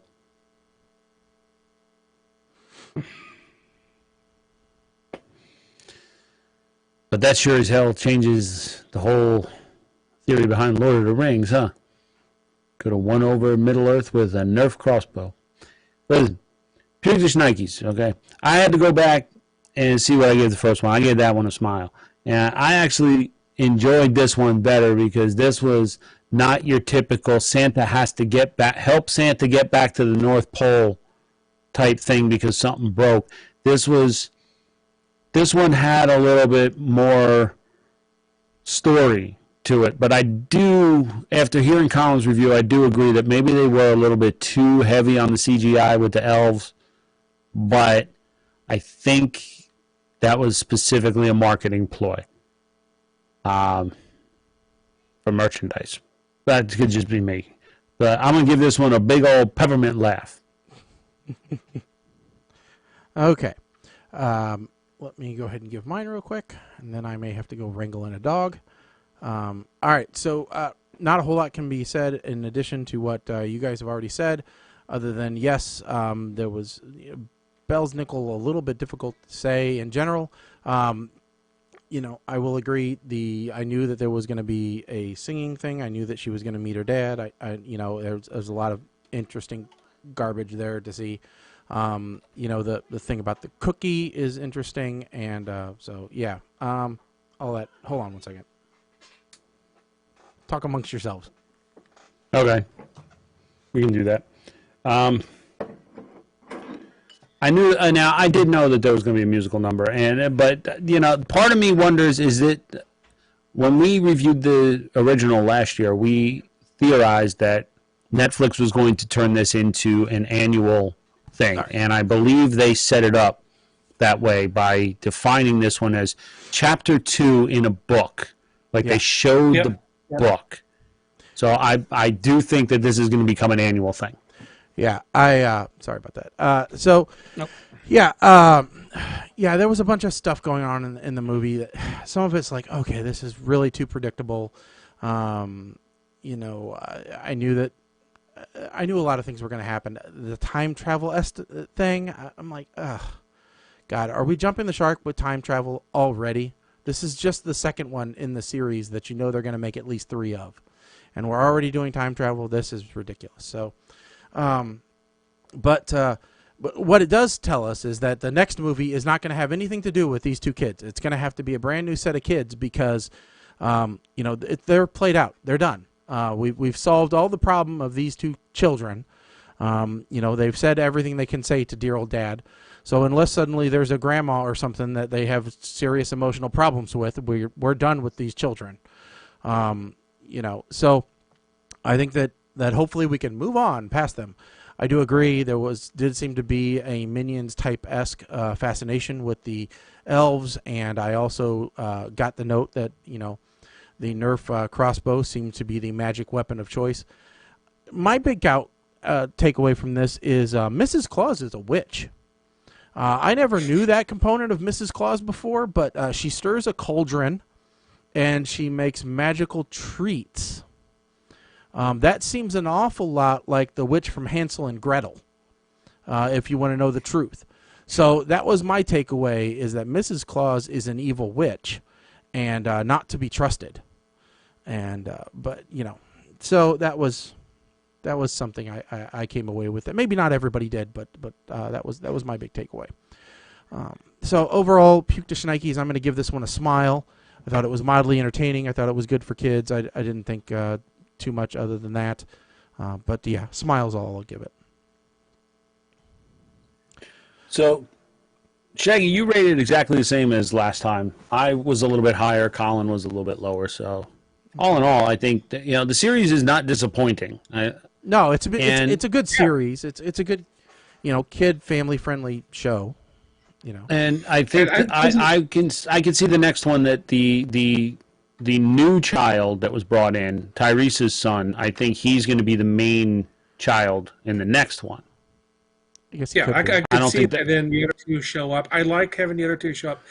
By the way, on my rating, I just want to make sure, what is the top rating below Shnikes? Like S-eating grin or something. Yeah, I don't think we officially define it, but okay, I'm just saying my Smile. I meant to give it basically below Shnikes. What isn't Shnikes, but it's below Shnikes. Okay. So one below Shnikes. Okay, because I thought Laugh was a little bit higher than Smile. It is exactly. After you said Laugh, I was like, okay, I need to recalibrate. Smile is dead center between Shnikes and Meh. Okay.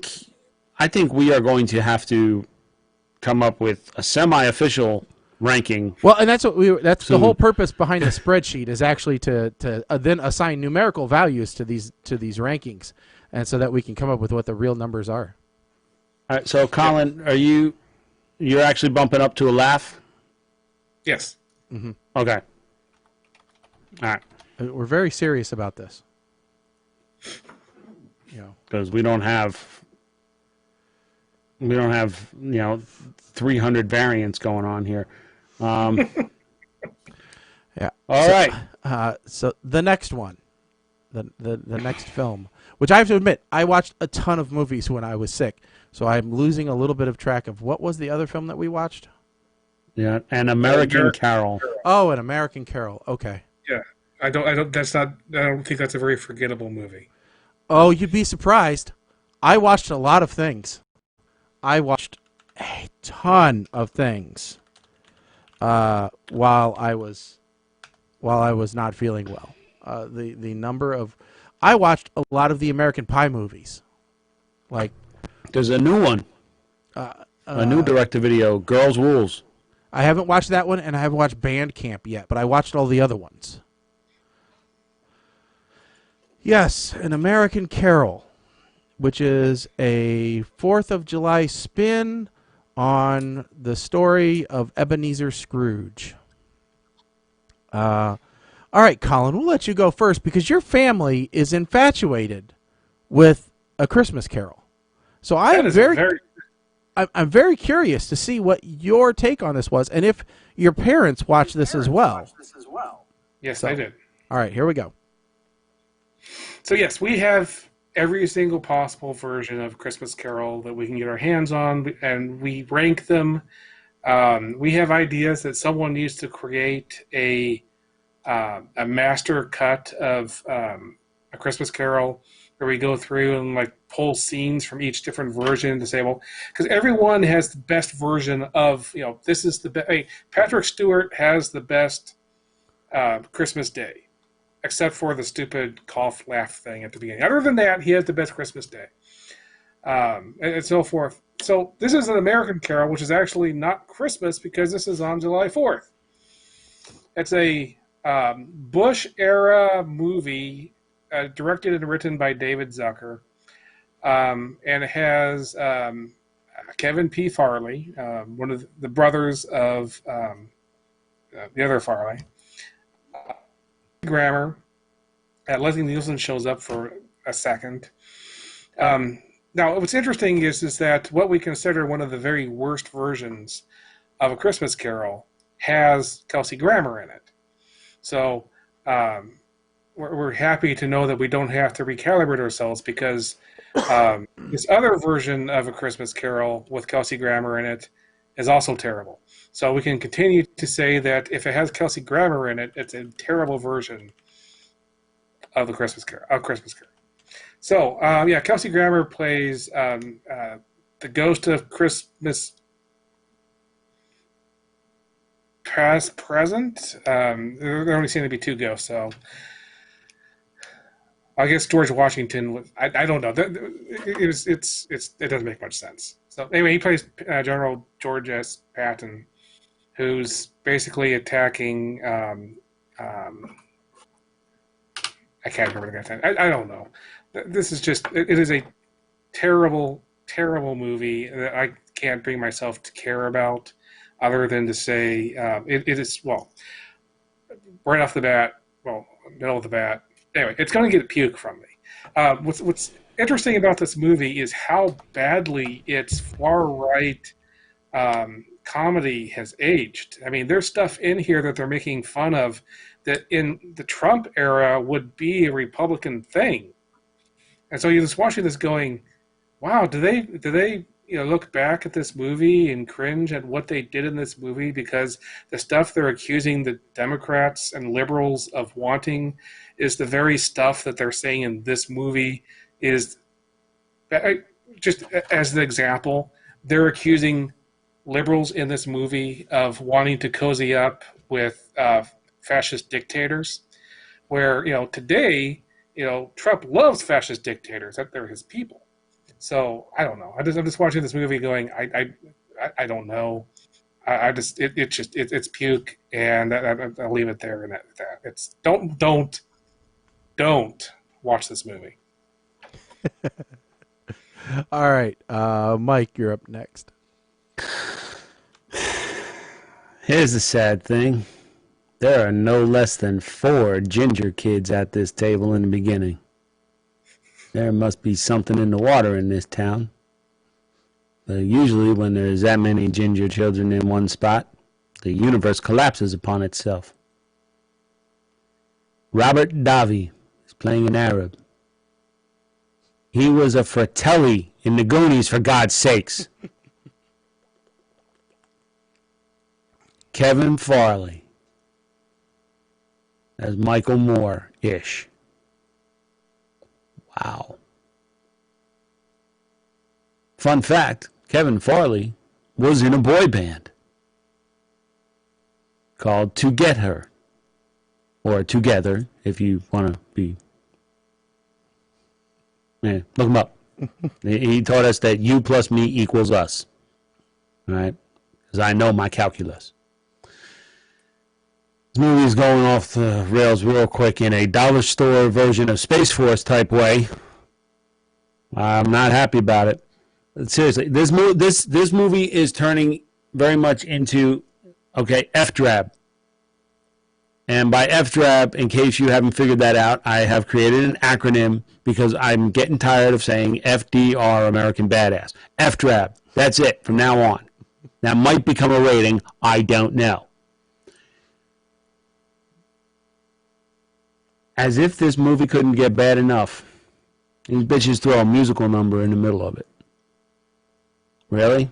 Really? Are you trying to see if you can turn all of this gray? The kid who's famous for making out with a model in a GoDaddy commercial is here, right? That's the kid. They're bringing out all the star power in this one, aren't they? And Dennis Hopper, when the hell was this movie made? Isn't he dead? Aren't half of these people dead? Sweet Jesus, this might have been a British musical. Okay? And this was written by one of the Zucker brothers? Look, puke the shnikes. Puke this bitch right back into the dollar bin at Walmart. And make sure it's at the bottom where it acts as a liner to protect all the other cases of the bad movies from hitting the bottom and getting crushed and getting damaged against the metal, because this movie never needs to see the light of day again. All right. That's Mike's strong feeling about it. This is going to be a cobbler moment, isn't it, Shaggy? No, it's not that bad. Okay. All right. So an American Carol. Like I said, I watched a lot of bad movies. This was one of them. This is not a great movie. I'm not going to put it lie. This is not a great movie. But when I started watching this movie, I said, "Oh, they're poking fun at Michael Moore." Okay, I can't hate this movie because I don't like Michael Moore, just because I just don't. You know, and then it goes on. I like the dream sequence. I think that's fun when JFK pops out of the television. That's interesting. I love how they make fun of people who only remember certain lines of speeches. That's very apropos. I think that's great commentary. You know, oh, Kelsey Grammer. Kelsey Grammer is funny. You know, his portrayal in this one reminds me so much of his time in Down Periscope. It just I got that feeling that he channeled that character. Kelsey Grammer is getting me hooked in this show.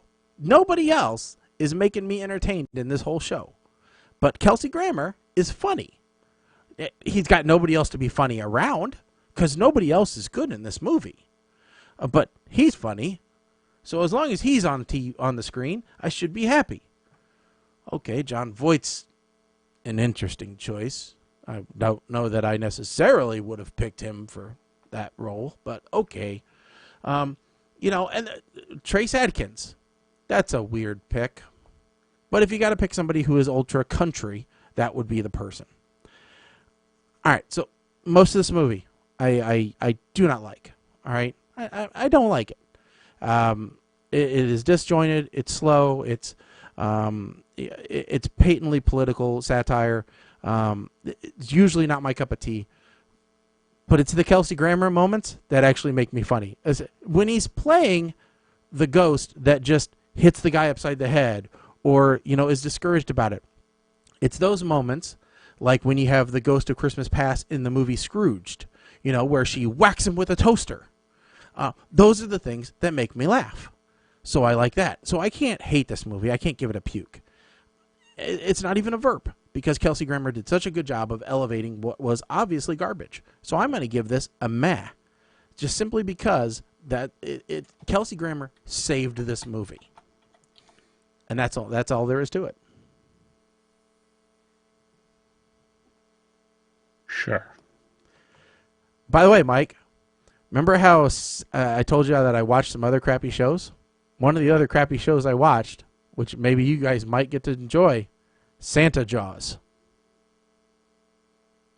I can't hear you, Colin. Did you mute yourself? Yep. I think I thought that was already on our list to watch. So, yeah. So, I think we were. I think we were going to talk about it, possibly being on there. So the next we had already picked the next two Christmas movies, right? For the next show, which is Operation Christmas Drop and A Bad Mom's Christmas. Yeah. Yeah. And then we left it open for the 28th because we didn't know. Mm-hmm. If we want to throw Santa Jaws in there, we can. I'm okay with it, I guess. So, Shaggy, you already watched Santa Jaws? I watched Santa Jaws. I will say I think that there's a better one that we can watch. I just have to find out where it's available at. I've only watched the trailer. I have to see where it might be. But, well, you look at. So, what I was going to say about Kelsey Grammer is, I found it interesting that his character as George S. Patton made a complaint about the portrayal of Patton in the movie Patton. But then Kelsey Grammer then continues through the rest of the movie to do an imitation of Patton from the movie Patton. Well, yeah. I don't know that it's available on any streaming platform yet. There's a movie out called Fat Man, which I thought would be very interesting. Yes, that's right. Is it available? That one, we said if that became available, after watching the trailer for it, I said that I was against it at first. But when I saw the trailer, I said, oh, hell, we need it. Yes, absolutely, if we can find it. Okay, well, I know one place it is. It's only available for rent, I think. Okay. It's not free. Could we do a watch party where it's available? I don't think so. We can do a watch party because it's Amazon Prime. Oh, well, I meant the place that I know that it's available. That not Yeah. available, not available. Yeah. I got you. We were with you. Yeah. Well, we can because the Netflix one, what did they rename that thing? What? Rename what thing? Oh, the Netflix watch party ability. They renamed it Teleparty. All right. So are we saying that we have access to Fat Man for the 28th? Is that what we're saying, generally speaking? Yes. Okay, then that's it. So for the 28th, we're doing Santa Jaws and Fat Man. Okay, that should balance stuff out. That's fine. Yeah. Okay. That sounds like a good post-Christmas combination. Yep. Okay. Yep. So, because nothing says Christmas like an angry Mel Gibson. Yeah, that will be a very interesting watch. You know, So, we're not that far removed from Bloodfather, so yeah, I know. I do like that.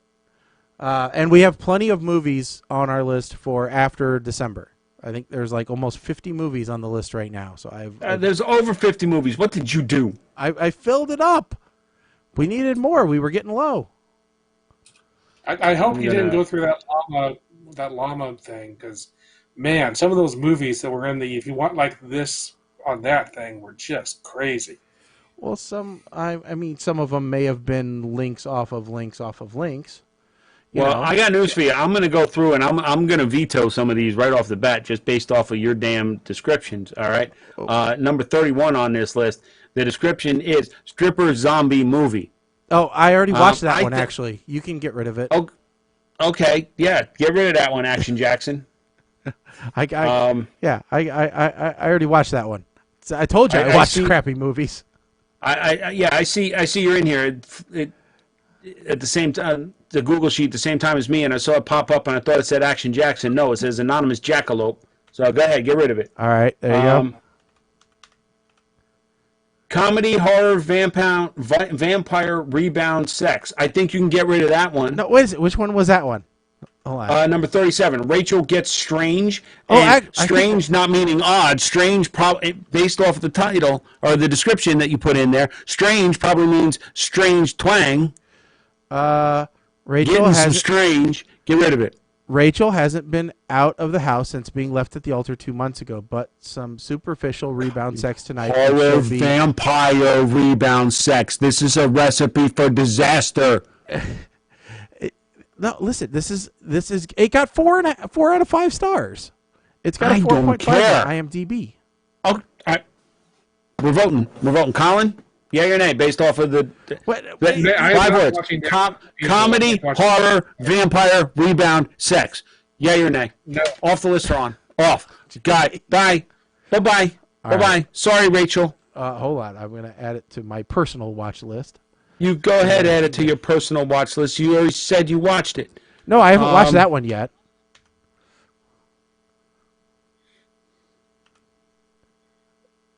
Go ahead. What else? What else don't you like? So, I did look it up. The service that has Fat Man does have Watch Party. Okay. Yep. All right. So maybe we can try and figure that out. Yeah. Maybe if we can figure this out, maybe we do that as our New Year's show. Yeah, could be. And we could do it. I don't know if we could. Well, I don't know if we could do it as like a Mystery Science Theater 3000 thing. Like that might just be. No, I think we're. What is this? No, whoa! What is this last one you put on here? What? Mario Lopez and Eric Estrada in a rom-com. They're not together. I mean, they're competing for the same girl. Come on, tell me you're not interested in that. I'm not interested. It's on you. I am absolutely not interested. There's YouTube movies. Did you know that? There's actually real YouTube movies. Oh, yeah, and you got another vampire rom-com on here. Okay, we'll leave that one. We'll leave that one. Okay, we'll leave that one. But the answer thing, yes, we can do that for Fat Man. We just have to make sure that the sound from the movie doesn't come through. Yeah. Yeah, I guess that doesn't make much sense to do at that point. Because then other people just have to watch. They just start the movie for themselves at the same time that we start it, and so then they get the sound from them watching the movie. Yeah, maybe we should just leave that to riff tracks. I mean, yeah, you're saying if you wanted to, we could. Yeah. But yeah, I don't. But no. So anyway, there's some good ones on here. There's some good ones coming up. We got stuff to look forward to. All right, so I got some late breaking news tying to one of the stories that we discussed earlier, and I'm just going to state I'm going to read the headline, and we'll leave it at that. Mm-hmm. Dune producer Legendary Entertainment is considering legal action against Warner Brothers over the HBO Max deal.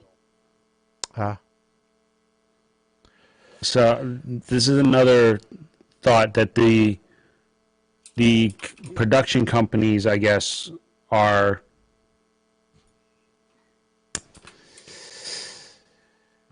thinking this is not going to help them at all. All depends on what's in their contracts. So, all right. I think that's going to call it for tonight, though. I think we've said all that we possibly can say today, and then some. So, with that said, we hope that everybody, we will be back in 1 week. We're getting caught up on shows, so we'll be back next week. So in 7 days, look for another PTR Radio show coming to you soon. We hope everybody's doing well out there, staying safe, taking all the precautions that they're supposed to.